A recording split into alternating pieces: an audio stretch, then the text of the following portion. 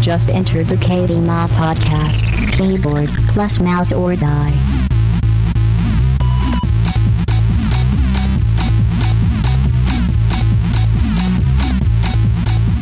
Hey everyone, how you doing? Welcome to the first episode of the KBMOD podcast.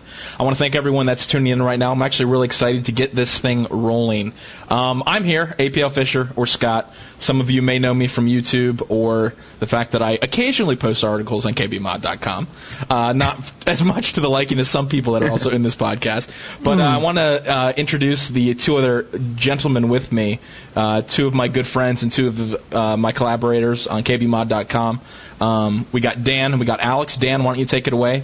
Tell a little bit about yourself, your handle, what you do. Hello, gents. This is Nipnops, a.k.a. Dan, a.k.a. Infinite Sad is my channel name, which is not easy to pronounce for some people. Yeah, one thing I want to point out, Dan, you have so many handles that, like, literally, have you ever noticed when I talk about you in the video, I go, Dan, a.k.a. Infinite Sad, a.k.a. Nip. I always have to, like... It must be a Pittsburgh thing, because John's got, like, 8, too. That's true. It's got to be a Pittsburgh thing. But in WoW, I was known as Jot forever, around several servers. But then, yeah. Nice. So... But now my warlock's named Seaman for real, so... Oh, wow. That's good. That's good. I like that more than Jot. It has a little more of a ring than Jot does. Seaman for real. Yeah, my hunter had a very inappropriate name, and Blizzard decided to rename me at about level 19, so... Nothing you could do about that. That's what I could do about that. Sometimes the man just beats you down, and you can't do anything about it. Cool, and then let's bring it over to Alex. You probably don't need any introduction for a lot of these listeners, but go take it away, Alex. Wow, I'm famous apparently, says Scott. Super famous. Super famous. I'm Alex. I don't have an intro, so I'll just say less of you know me on YouTube than Scott as Private Joker, because Scott is actually more famous than I am. Only in my own mind. Like to troll eHarmony for potential spouses. Wow. Occasionally I leave my house. That's totally me. That's interesting though. Dude, that's goals. Everyone's got to have them. Leaving the house, goals. Number one. And I think my thing on the podcast is I am funnier than all of you. That's true. That is actually true. That's the reason that we were like, this is going to get really not funny and boring, so we had to bring him on. I'm a recent PC convert, so I'm still learning, but I am PC all the way now, or die. Yeah, he still uses an Xbox controller for his PC. Yeah, but well, I mean, I still need to be competitive. That's right. That's a good. Well, I was going to say, Alex has really totally embraced the like, I've never seen anyone take to it so quickly.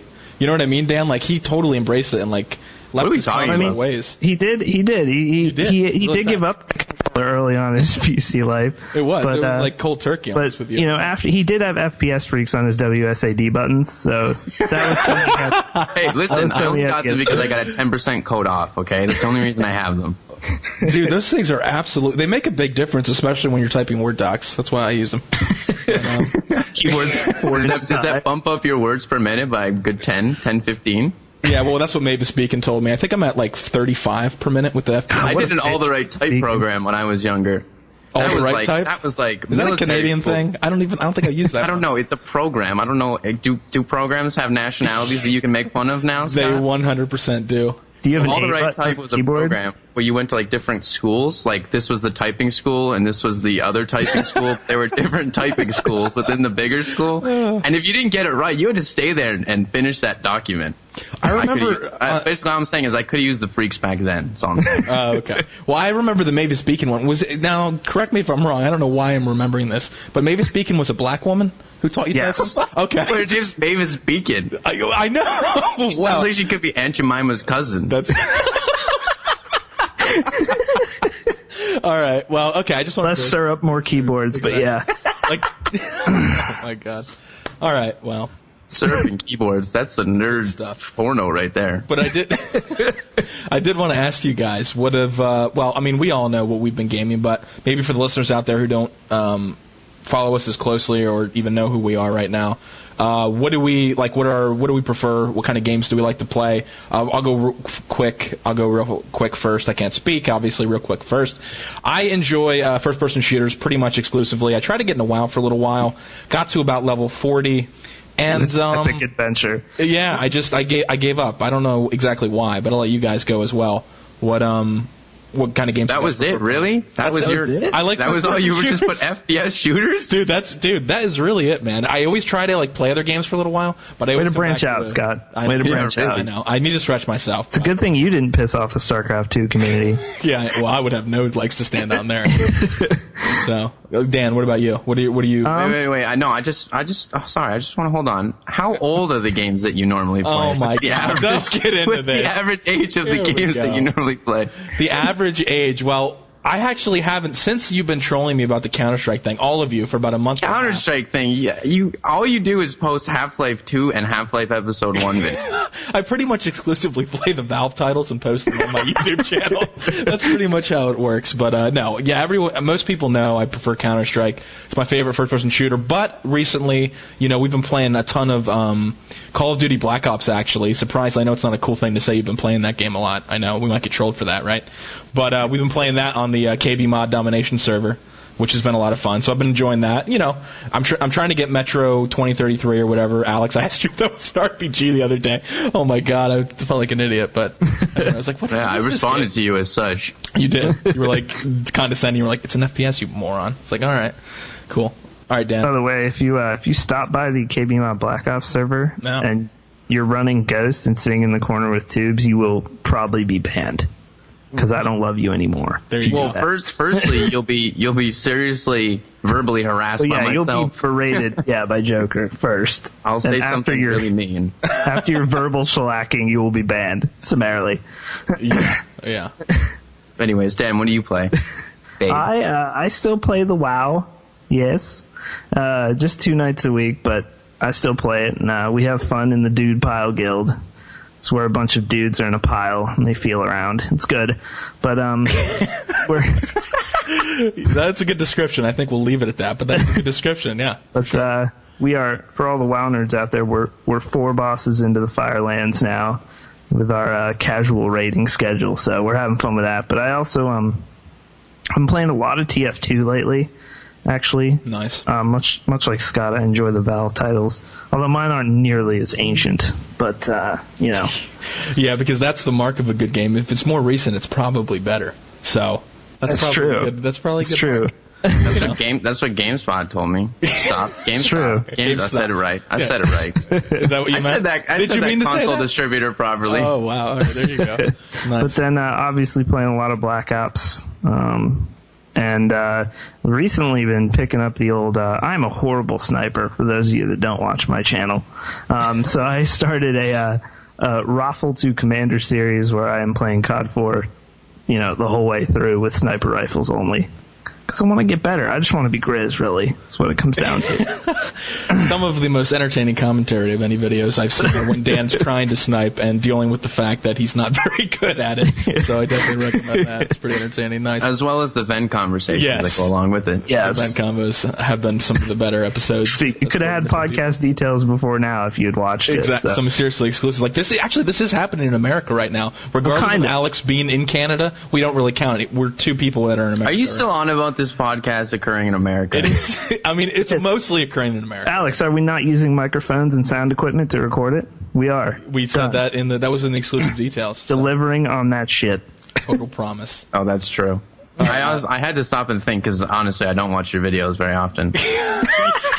You know what? That's totally true. He just leaves comments and then just leaves. He does. I think the last comment I left on Dan's channel was, "What the fuck is this?" in response to his World of Warcraft. Actually, Dan, did you see me troll your WoW video and tell you that your UI was horrible? Yes. Okay, good. I just wanted to do it for fun. Yeah, I remember Scott coming back into venue, was like, he, I trolled his UI. I was like, what the fuck is a UI? I don't understand what any of this is. Yeah, Alex was so baffled. At least I got that much from playing WoW to level 40, but nice. All right, Alex, what about you, though? What about your PC gaming? Well, if you look on my eHarmony page, you'll see that I only play games that are at least 6 months young, and...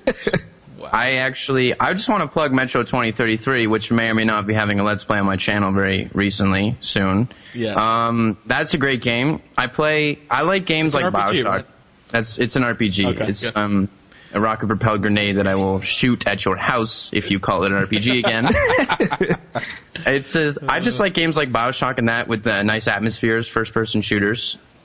I like the story parts of games, But I also play for multiplayer. I've been enjoying a little pro mod with the bros and our KBMOD server.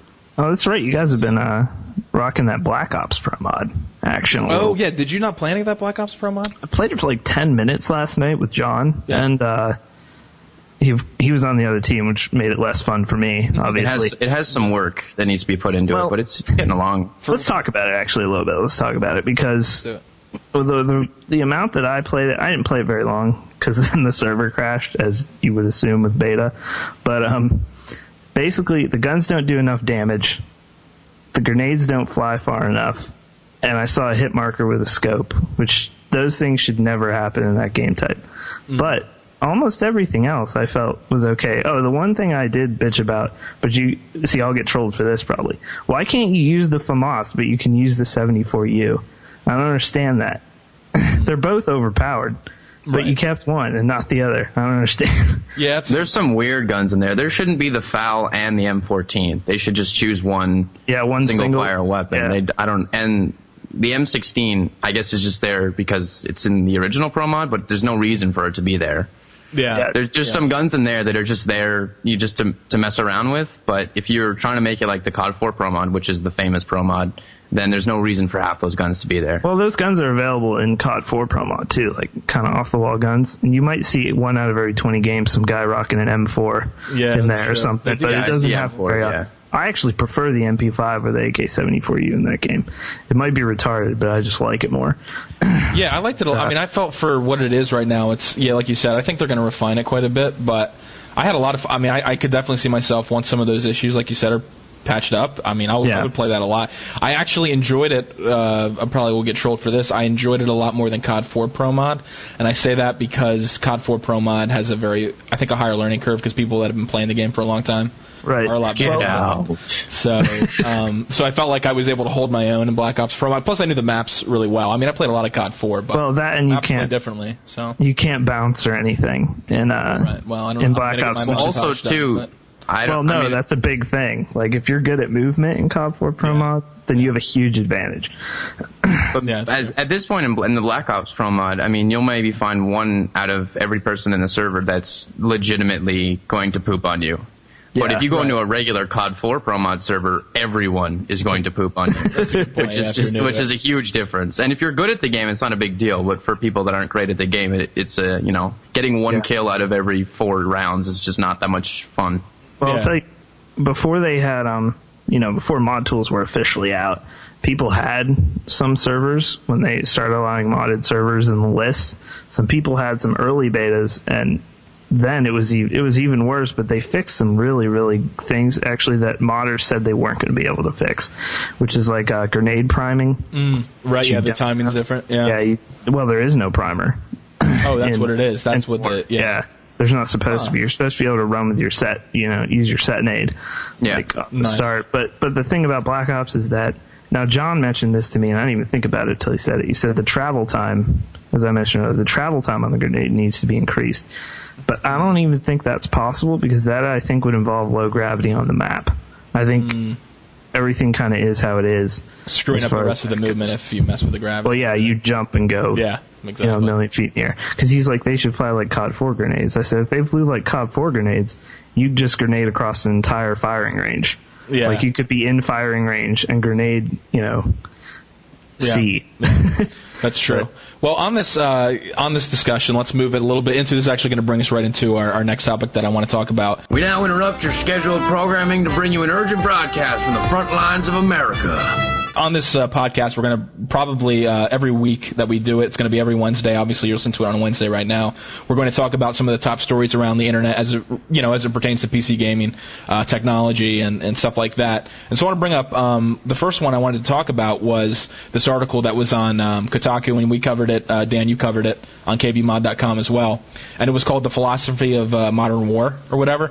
And it was an interview with Robert Bowling talking about kind of borrowing the feel of Call of Duty 4 for Modern Warfare 3 and what that's going to mean for the game. So I don't know if, Dan, you want to talk a little bit about it, because I know you went over the article pretty well. Yeah, I mean, in COD 4, and we'll kind of start there with COD 4, because to me it's still like kind of the crown jewel of the whole. Yeah. Beyond Call of Duty 2, a lot of people say was the best World at War? multiplayer, but World at War's not in the discussion here? Well, Alex, what do you think? World at War? I think the 2 minutes of World at War I've played, I don't know. It's like it is the retarded cousin. It is. Of the Call of Duty Locked series. in deep in the closet of your uncle's house. Occasionally Scott takes it out and films it. Yeah. and put it on puts it YouTube. away. And then, like, when you take it out and film it, there are passersby in the neighborhood. They're like, man, that's just wrong. We should give this guy a chance. And then they go and hop on, then the they're like, World at War. I'm done. Yeah. But most people, they don't like the retarded cousin. That's a societal problem. I don't even know we should get into that. That's That goes a lot. wrong. That goes a lot deep. I will say for to stick up for World at War, I really I still enjoyed the game. I get the MP40 jug argument of like a massively overpowered gun that should never have had an additional ammunition cartridge, blah blah blah blah, all that stuff. I still enjoyed the game. Like the war game type is my favorite game type of any Call of Duty game ever. Yep, I've sure. never played it, but of course it's not in any of the other games. But anyway, sorry Dan, go ahead. Go back to it. Explain War to me real quick. It's based on momentum, so you capture certain areas, Okay. and then it's kind of hard to explain, but you basically, as you gain momentum, you basically get the other team totally. I can't even explain it. Okay, this is terrible. Can This you is explain terrible. it? I don't. I'm gonna let's put Bob back here on the train tracks. All right. Here we go. Here we go. All right. Basically, war function. It's like domination, Dan. Whereas there's one point to capture, and it so goes it's across. like another game type. It's very much. See, this is what you need to do, Scott. You need to compare it to something the man can understand. Dude, I was just gonna keep going with the momentum analogy. I think The momentum is just a part of capturing the Right. point, though. You But it's completely quicker. forgot. Right. Exactly. Yes. Yeah. Okay. It's So like- if you it's like kill momentum. people, your Sounds team like King can of the capture Hill that point quicker. movements. Really is what it And the sounds point moves around the Right. map, and you have a certain amount of points. And if the enemy team captures your points, then you lose. Right. Okay. Exactly. All right. And well, that's also, about there's, killing there's a is point basically when you what actually start gaining momentum, it sounds like 100 unique individuals screaming in ecstasy at the same time. And it's something that is absolutely incredible. It's like, no! And it's like 100, a course of 100. And so And really, thus, not a coincidence why it's Scott's favorite game. exactly. So, anyway, sorry, I went on a side trail there, but you were talking about the so yes, COD 4. COD 4, yes. The maps. Now, the big thing in this article is the map designs. Right. He really wants to get away with like no more kind of tons of people camping in an apartment like Modern Warfare 2. They don't really want that, which obviously, duh. Right. But basically what they said here in the article is the multiplayer mode are creating maps that include no more than 5 hotspots. And that means whenever you turn a corner, basically, there can only be really about, 5 kind of defined areas where somebody could be. Whereas if you turned a corner in Karachi, there would be, 47 places somebody could be. That's on the low side. I would double that. Yeah.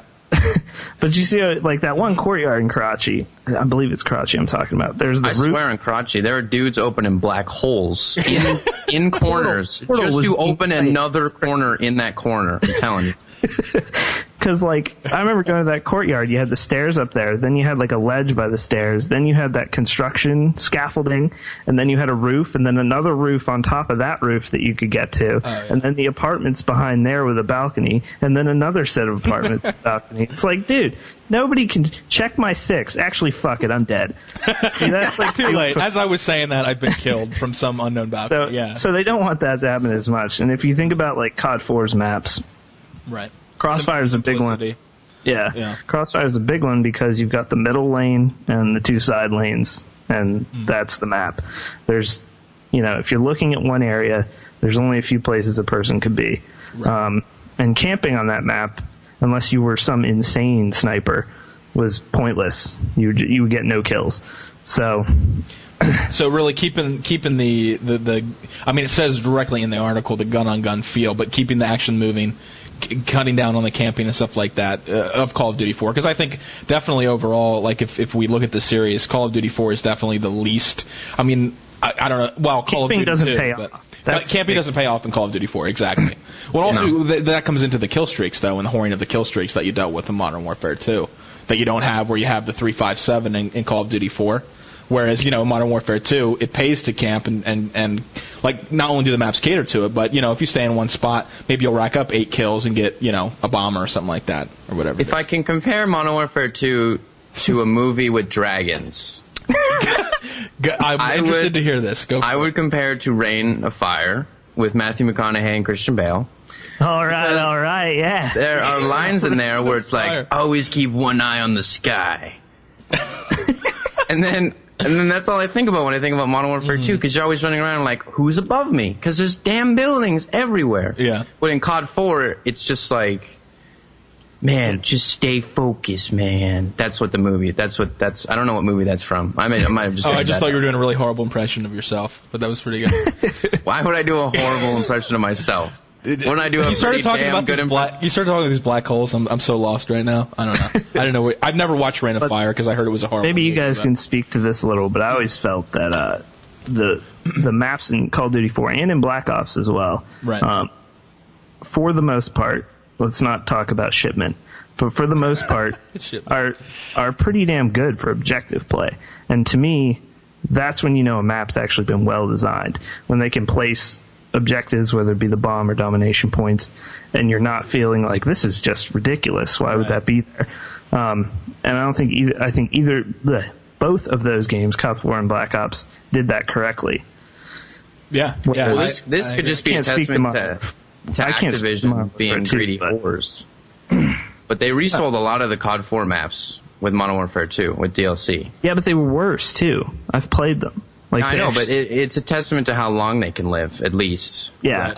Right. No, you can still be playing them on a completely different game. Even though they weren't as fun because of the different mechanics of the game. Right. You could still play Overgrown in a different game, with different guns kind of stuff. Yeah.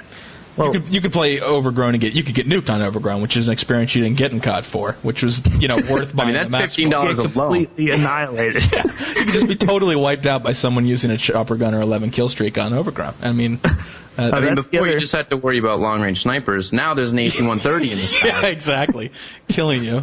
Yeah. I think. What is this? I don't know for anyone else, because I actually did download that map pack eventually before I went back to PC gaming totally a couple months ago. Like, to me, that almost ruined some of, like you were saying, Dan. Like, it plays so differently because of how the game was put together for Modern Warfare 2. Like, it almost tainted those maps. And then when I go back and play COD 4 now, I'm like, oh. Like you said, Alex, like focusing on like the here and now and like winning gunfights. You're not worrying about where where everyone is. It's a totally different experience. It's not about who can find the best perch and camping spot in COD 4. It's more about who can shoot better, which is how it should be. And a lot of that is in Black Ops as well. There's a lot of Nuketown is somewhat of a good example, but not really, because there's so much shit going on. But if you can come out there and just shoot well in mid, you're going to rack up a kill streak of some type without doing any camping. You're just going to outshoot people, which is how it should be. But that being said, Modern Warfare 2 is freaking beautiful, especially compared to both those games. I mean, it looks really good. Yeah. And, so shallow, Dan. The detail is so great. Pretty. Yeah. But the other thing that you guys were mentioning about Modern Warfare 2, we've been like shitting on it, but I mean, I've played Ultra IW. It's not that bad. It's just confusing to me. It's not that bad when you take the source code, totally change it so you can't be sued, and then release it. It's pretty good. It's pretty awesome. No, I agree. I agree with what you're saying. I know what you're saying. But in the article, a big point he makes too is that they felt that Call of Duty 4 didn't have enough kill streaks.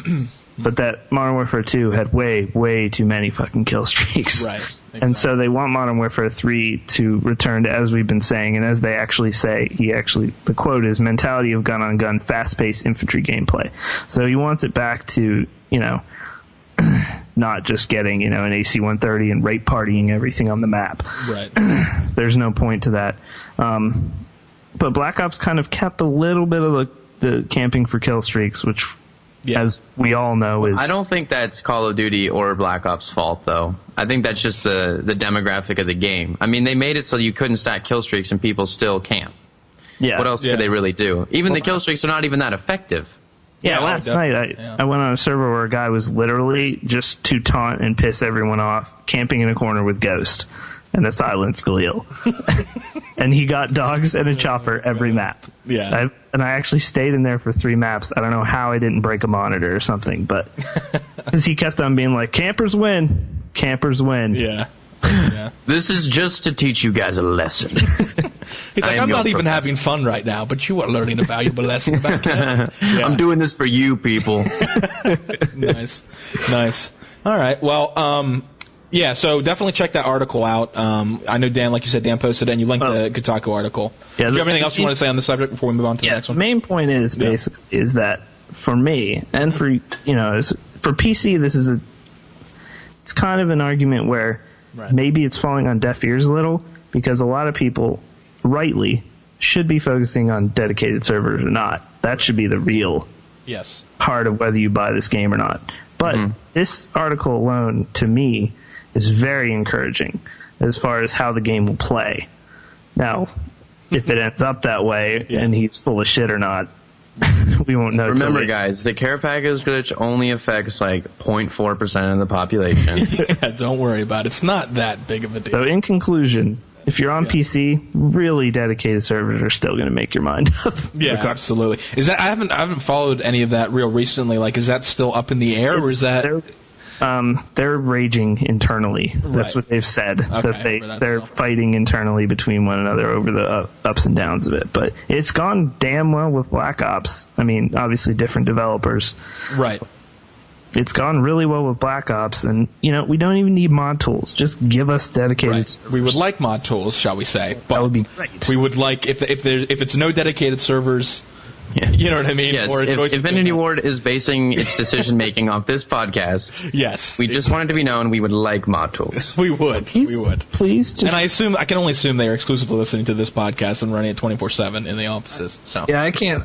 What did Scott say on mod tools? He doesn't want them? All right, they're out. All right, they're done. He didn't make it clear enough that he wanted them, so. Even Alex, no. All right, cool. All right, well, this kind of... it doesn't really exactly lead us into the next topic, but another big topic that no one can escape this week, or whatever, I don't know if it was just this week, but is Godzilla? the origin... Yes, Godzilla, absolutely. The remake with Matthew Broderick. Wait, was he in that?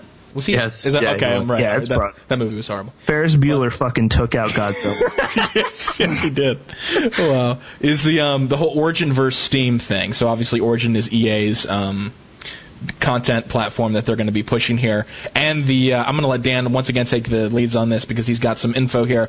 But basically, in a nutshell, if you haven't heard anything about this, Battlefield 3 is going to be pretty much, we think, exclusive to Origin. I think, did they say that? It's not going to be exclusive to Origin. That's not the big deal. It's not going to be on Steam. It's not. I'm sorry. That's what I meant to say. It's not going to be on Steam. It will be on some other digital download platforms that nobody uses. Nobody uses, but it will not be on Steam, which is what everybody uses. Exactly. And if you're skeptical right now, you should be, because now I'll get to some maybe encouragement later, but if you're skeptical about it, you should be, because if you use Battlefield Bad Company 2's friend system, or actually any of the sports games, they're all the same account, I believe. I was playing Madden and talked to my friends on Battlefield 3, so it's similar. It's terrible. Well, it's the same account, the same EA account. Yeah, I'm just trolling. Sorry. Go ahead.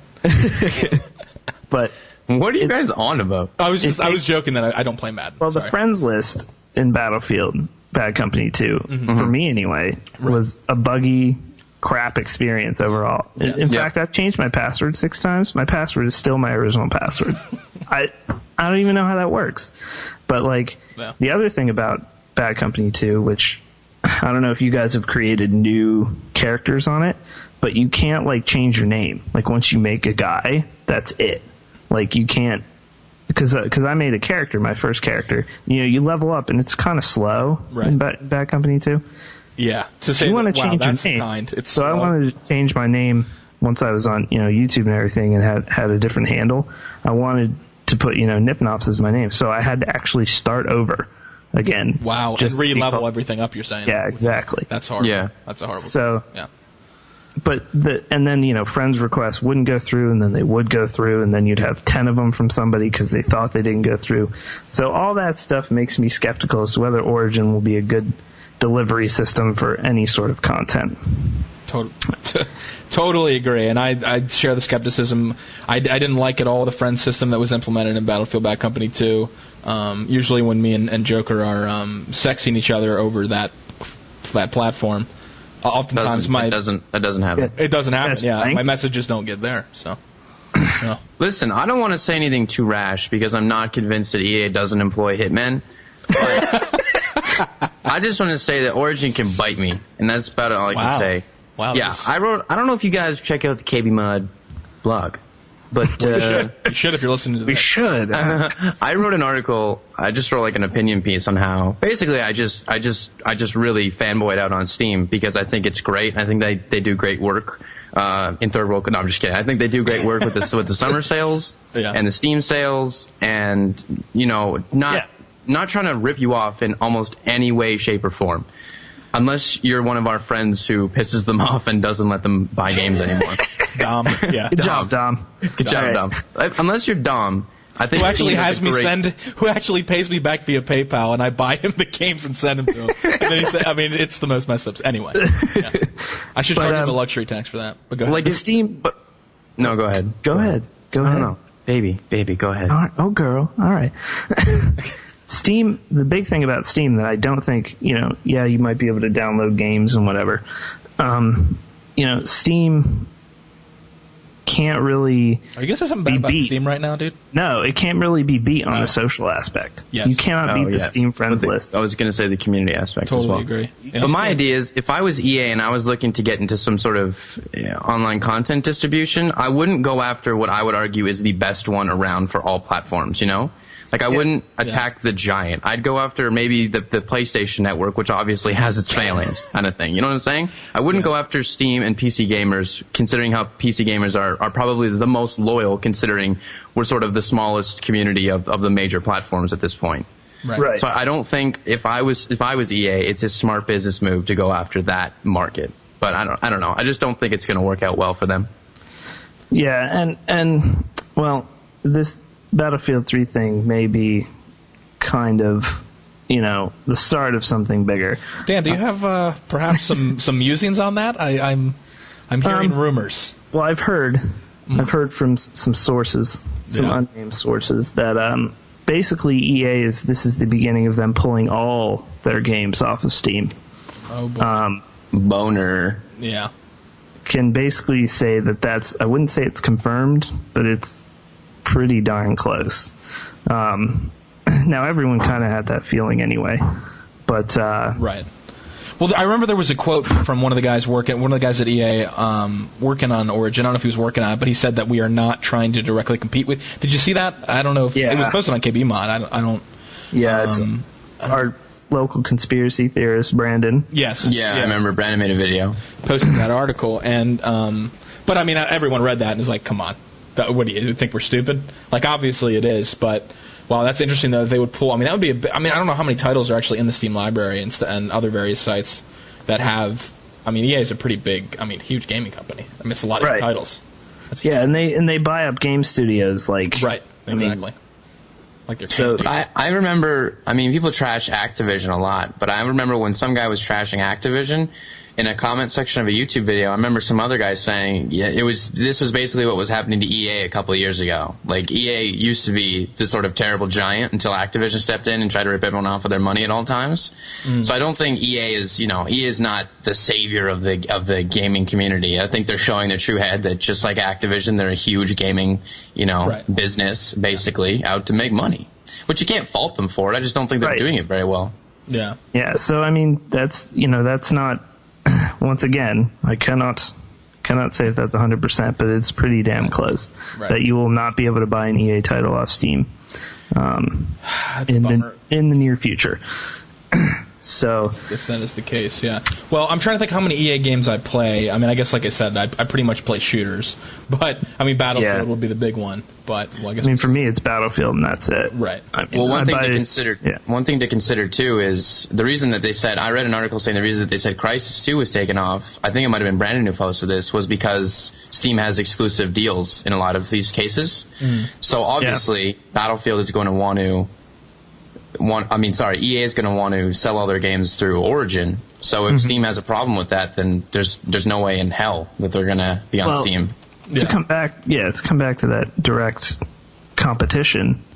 I mean, how can you say you're not going to directly compete with Steam when you're only pulling games off Steam? You can still get them through. I can't even remember the other names of the other download services. Yeah. But you can get them pretty much anywhere else you want, just not Steam. Where do people? Maybe I'm totally ignorant. I guess I know it depends on some of the titles you can't get on Steam. I know where there's some guy watching this right now, just like, oh, they're not naming my content distributor. Yeah, exactly. It's like I use this. Yeah, I don't know. I mean, I'm just ignorant to that because I use Steam for everything, but. I know there are other ones, but that's it. I mean, that would probably cripple less Steam than more of the other companies that rely on that and their game titles to sell. It's not going to. Obviously, Steam's going to be like, well, that kind of sucks, but in the end, what do they really care to be? I think of Steam as a giant blonde Swedish man, like, oh, Zetrot. Yeah, exactly. When they take away the EA games. I don't know, that's probably more German, but you know what I'm talking about. Big dude is, oh, Zetrot. Then they forget about it 2 seconds later. Yeah, they forget about it. How's my hair? And they're like, all right, let me go release Half-Life Episode 3. Never mind. Not happening ever. So, also, we have another sort of exclusive. A few little. I don't know how long ago it was. I'm looking on the site right now. Okay, yeah, a fake leak of some BF3. They were confirmed fake by EA. Was leaked on, I think it was Kotaku, I'm not sure. But anyway, they were on GameStop for like a day, and then they got taken off. And the minimum spec said basically, it's a Core 2 Duo at 2 gigahertz. Right. Well, I'm sorry to break it to you, i3 bros, and anyone who has anything under a quad core, you're probably... Yeah, you're probably screwed for Battlefield 3. Once again, cannot confirm or deny. But yeah, if you have a quad core, fucking go get one. Seriously. Like, do it right now. Get on Newegg, start ordering. Yeah. Wait. Watch the end of the video. Or the podcast. Oh, yeah. You're dropping away our content viewers, man. I'm assuming these people can multitask. I mean, what do you think? They're Mongoloids? They can multitask. Come on. They could do it. They could do two things at the same time. But yeah, well, I mean, it makes sense, Dan, with the tech, with the new Frostbite engine and everything that they're working on. Yeah. Like, it makes sense that they're going to push the limits, and I mean, I'd be very surprised if they were like, a dual core could at all handle this competently. I mean... Yeah, now, there is the exemption but you'd be so bottlenecked anyway, where maybe you have a dual core, but you have a 6990 because you're weird, and you decided to go that way. Right. That might work, but otherwise... Just get a quad core. They're not that expensive. Well, I mean, I guess for some of the gamers that don't have the quad core, and this is going to sound elitist and douchey, because I do have one, but if they don't release it, you can always hope they release the Minecraft version of the game, which will be the Minecraft skins, but on the exact, everything's the same. The game plays out the same, but you have those texture packs. 8-bit Frostbite. 8-bit, exactly. Whoa, that mountain came down after that RPG hit it. Oh, look at all the crawlers all over the battlefield. No, yeah. So okay, well that's good. Any more exclusives? I mean, not exclusives, but any more rumors? Any more rumors? Dan? Nope. That was it. I think we can probably. I don't know what you got up next here, but well, I think actually what we got up next. You have up your sleeve, sir. Well, actually, Alex, it's what you have up your sleeve. It is time for. We're going to be doing this every single episode. We're going to have a rant segment, and we're going to call it Rant of the Week. And right now, actually, the Rant of the Week. Little soundbite is going to play right now. Rant of the Week! I don't know what we're yelling about! Okay. And so you just heard that soundbite. And Alex, you have Rant of the Week. We thought, Alex being one of the best ranters in this gaming community and YouTube community and Twitter community. Wow, I'm really hyping you up here. Alex is going to talk about something that really irks him. It could be this week. Greed. It could be. He's going to talk about it on his podcast this week. But it could be anything that irks you, Alex. So let's go. Let's hear what it is. All right. Well, I might have to make this a 9-hour podcast because a lot of things irk me. Oh boy. It's just okay. No, I'm just kidding, guys. Anyways, I didn't want to heavy you guys' mind with anything too big, but I just want to talk a little bit about the ESRB rating. Now, ESRB stands for Entertainment Software Rating Board. I know that it's definitely the United States. I know that it's in Canada. Go figure.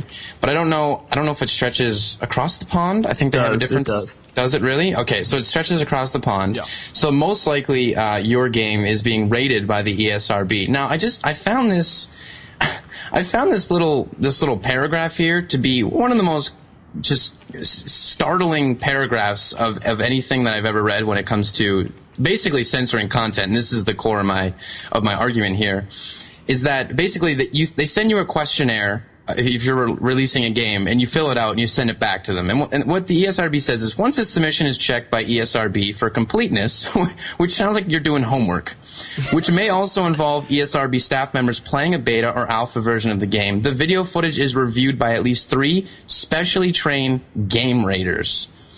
That's their title. They have game raters. I'm taking this off their site. And this is R-A-T-E-R-S, not R-A-I-D. No, a rater of games. And they look for the most extreme content of the final product and the product as a whole. But what I'm saying is not only is the ESRB rating so ineffectual, it almost doesn't even make sense that they have it, considering that an M-rated game, it goes from E to teen to M-rated games. An M-rated game can be purchased by a parent for a kid. So it doesn't seem to me that a kid couldn't purchase it for himself if he's going to be playing it anyways. Otherwise, he couldn't do it financially anyways. It's just not only is it so ineffectual, but in America, which takes its First Amendment rights very seriously, it just seems like the fact that you'd be taking away the right of a business, to put out a product on the market and have an independent sort of establishment saying, no, you can only sell this to certain people. And as well, it seems like just an easy thing for these parental rights groups to latch on, saying, oh, violent video games causes violent people cause violent deaths, all that kind of stuff, which is a different topic, I think is bogus in general. Because, I mean, how many people play video games that are never violent? It just so happens that people that are violent end up playing video games. Right, it's kind of hard to avoid. It's kind of hard to avoid that. I'm just saying that it just seems like an easy out and just not something that's worthwhile and sort of destructive. It's destructive to actually putting out content that doesn't have to sort of fall under, because I'm sure that there are video games in the past that have put something in their game and the ESRB said, we're not even going to rate this, it's so out there. Which I'm not one of those people that says like nothing should be taboo, everything is sacred in one way or another. I'm just saying, I think it should be up to game makers and the customer to decide what's okay to put on the market, not some third party. Right. You should probably tell Australia that as a country. Australia. They just ban games. Right? They're just like, fuck it, you gone. Anyways, that was my rant. You didn't get to look at the game and actually make a decision for yourself? Don't care. I know what's good. That's like Australia. They just I think it was Duke Nukem. They were seriously considering not letting that out. Not that it's any good, but I fear for the zombie fans in Australia when Dead Island comes out. Yeah, if you that's a big blood in that game. I don't think that's going to hit any stores there. Yeah, so you would do totally away with the ESRB if it was up to you. You would just. I honestly think that the people that are buying video games for their kids, or the kids who are almost just 17 years old to buy their own games, I think they can make their own decision. I mean, I started playing video games when I was young, and you could say I might be a messed up person, but at the end of the day, and I probably am, but I'm level-headed enough to know that nothing I would do in a video game would ever be acceptable, in a normal atmosphere. I would never take a gun to school, that kind of thing. And video games never wanted to make me do that. Right. Yeah. So I just don't think that there's any reason for, other than the people involved in selling and buying games, to tell you what you can do with your cash. I agree. I agree with that. I don't know. What do you think, Dan? I guess get our impressions on it. Well, I think having some sort of third party tell you what to do is bad. That's just bad in general. And also, I am a parent, in case people don't know that. Now, yes. my son's only 3, but you know what? He can pretty much, I will make the decision, when he plays what he plays. It's not, it would have nothing to do if the game was rated mature, but I knew it was pretty much fine. He would still play it at 12. Who cares? Yeah. It has nothing to do with that. World of Warcraft is rated mature just because you can't control what people say. Well, if you don't want your kid in an environment that's basically like being in public, then the ESRB really takes off the responsibility of the parent in that sense, like you said, Alex, where you have these political groups and stuff like that latching on to the rating. And then be like, oh, look at this kid who got his hand on this game. It's like, well, where's the parent in all of that? And that, like you said, that gets lost in all of that. Yeah, it's an easy scapegoat for parents to not have to rear their child the way you should if you take the responsibility on to being a parent. Here's the deal. One time at band camp. At band camp. Okay. One time on Twitter, John and I were doing our awesome PC trolling. Yeah. And John told John said, I know where this is going. This is good. No, this is good. Oh, God. This has to do with the parenting. All right. Taking actual responsibility. Now, John, I don't know if you guys know this about John, but he makes videos where he talks about the penis quite often. He does. Quite often mentions the penis. He does. Perhaps anal. I don't know. He mentions lots of things in his videos that maybe a 12-year-old shouldn't be hearing. Maybe an 11-year-old shouldn't be hearing. However, that's not John's problem. Right. That's a parent's problem. Now, he may or may not have put a troll out there that said you should probably delete that Windows 32 folder. It's just bloating up your PC. Oh, boy. Within an hour, he gets a tweet from some 12-year-old kid's mom. I didn't hear the story. How did I miss this? Wow. My son just completely messed up my computer, and he said it was because he followed advice that you put on here. And John basically said what I just said. It's not my problem. You let a 12-year-old watch videos where I talk about things like eating jizz and penises. Right. Like, what, who's really at fault here? Right. Wow. So the kid. Wow, that's amazing. Totally bricked his mom's laptop, but. Yeah, well, there's a good example of, once again. I'm sure though, if there was a rating system in place, she would never have let him do it in the first place, right? Yeah, no, absolutely not, because she wasn't paying it anyway. But Mom, give me GTA 4. Exactly. What's the rating gonna do when your kid's begging you for a game? Right. Anyways. Exactly. All right, that's a good rant, and every week we will have this. We'll go around. We're going to have, obviously, different weeks, depending on, we might not have a guest on every week, but we'll also have other members of the Bro Piles, Dan called it, guys that we game with will be on here on different weeks and all that, and we'll have a rant from me or Dan or Alex or whoever else is on here with us every week, so you can look forward to that segment. So we're wrapping up here, but before we leave, I actually wanted to, I think, Dan, we had a question on Twitter. I think it was directed at kbmod.com. Yes. Or at KBMOD's Twitter. We got one because Twitter took a shit earlier. Yeah, it did. It totally died while we were trying to garner some questions, but yeah. But most likely paid off with the ESRB. Just gonna put that. Yeah, exactly. They got wind of your little rant there. Yeah. So this was actually a good question from I Am Syntax, and this one's a good one for us to kind of expound upon a little bit. Okay. What new games are you looking forward to this year, next year, and maybe try to, I don't know, obviously BF3. You know, right. I think we can all say that with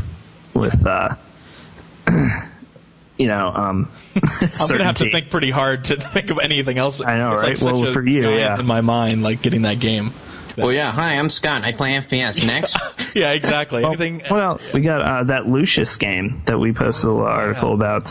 Where you go on killing people in messed up ways as a kid, right? Yeah, you play as a kid, and you kind of set up like Rube Goldberg devices. For those of you who don't know what those are, it's like the game Mousetrap, which maybe most of you don't know what that is either.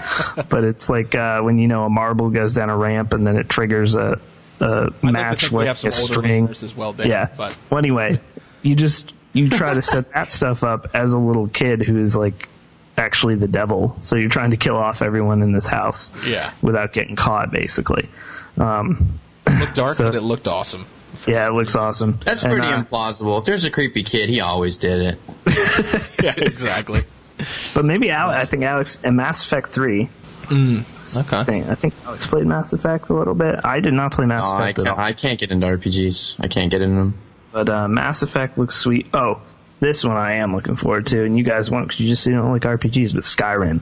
Oh, really actually, I am. Okay. Yeah, you stole that one from me. That was the only other one I was going to say and surprise everyone. But yeah, Skyrim for me. Sorry to interject like a douche, but I have to because I watched. I've been looking up more stuff on that, and I have played. I don't hate RPGs. I just don't get into them as hardcore as some people, and then I always lose interest and go back to my first-person shooters. But Skyrim, yeah, absolutely, looks totally amazing, and I'm hoping to.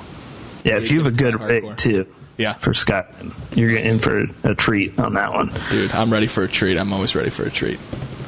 I just talked a lot, so I don't want to go into big depth again. But I'd say my favorite two are the ones I'm looking forward to now are BioShock Infinite and Last Light, like I said before. Because I get into video games because I like filmmaking, I like storytelling, and a lot of those video games, that's their main aspect, is, you know, telling a cool story. So I like losing myself in the experience. You light some candles. You're gonna get those gaming lights, aren't you? That was those gaming lights. Yeah, dude. Actually, for those Last things Light, are sweet, man. Dark. I don't know. Yeah, what do you guys think of those? They make TVs with that technology in it, and Although the article, I was actually expecting the article to crucify those like real hard. Yeah, me too. But he was actually like, no, it's pretty cool actually. I mean, I can see it like nighttime, depending on what kind of environment you're playing in a game, how they could be really cool. Like you said, during daylight in his apartment, he didn't really notice anything. But I mean, that's to be expected. Right. Did you have the name of the person that gave us that Twitter question? I don't know. Oh yeah, it was I am Syntax. I am Syntax. All right, so thanks for that question, Broski. I'm assuming you're a guy, but you could be a beautiful woman. He's a bro. He's a bro. Okay, he's a bro. Good. He could be a beautiful guy. You insensitive. I'm sorry, he could be a beautiful guy as well. dude. But we are going to do this Q&A at the end of every podcast, and for future episodes, we'll post when Twitter doesn't take a giant dump. We will post when we're going to do that. So send your questions to us. It can be games we're looking forward to and stuff like that, and we'll shoot out your Twitter handle or whatever, and we'll discuss that. So I'm going to wrap this up. Enjoyed the first episode, gents. I hope everyone listening did as well.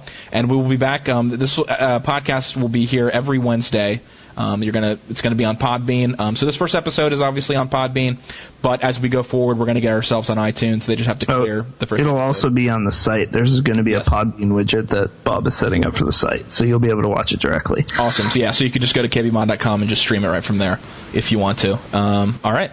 Do you guys have anything else to say, or are we good? I'll give you guys the final word, and we'll close out.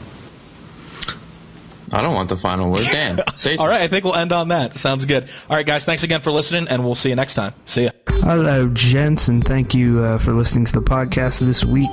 We'll be back next week, of course. In the meantime, if you need your KBMOD fix, head over to kbmod.com or follow any of us on Twitter or the main Twitter, KBMOD Gaming. We'll see you next week.